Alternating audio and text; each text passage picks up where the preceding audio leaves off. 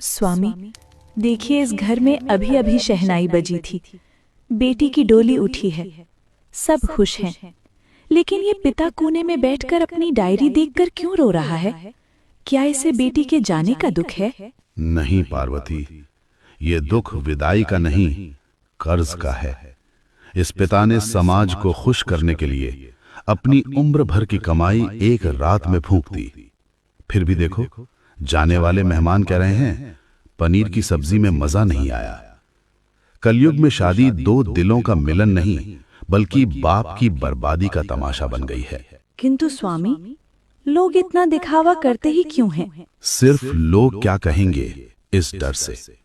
इंसान के पास खाने को पैसा हो ना हो, पर शादी में टेंट और लाइट महंगी होनी चाहिए। पार्वती, ये कड़वा सच है। बाप अपनी पगड़ी और जमीन गिरवी रख देता है ताकि बारातियों को एसी में सुला सके, और वही बाराती सुबह उठकर कहते हैं, मच्छर बहुत थे, इंतजाम ठीक नहीं था। जो दूसरों को खुश करने के लिए जीता है, वो रोज मरता है। हे नाथ, क्या लड़के वाले ये नहीं समझते कि लड़की वाला कितनी तकलीफ में है? कलयुग में लड़के वाले रिश्ता नहीं, सौदा करते हैं पार्वती। लड़का जितना पढ़ा लिखा, उसकी बोली उतनी ऊंची। ये लोग इसे दहेज नहीं, गिफ्ट कहते हैं। लेकिन सच तो यह है कि जो मर्द किसी बाप की लाचारी का फायदा उठाकर गाड़ी और सोना मांगता है, वो दूल्हा नहीं, भिखारी है। लक्ष्मी को घर लाने के लिए लक्ष्मी की ही मांग करना, इससे बड़ा अधर्म क्या होगा?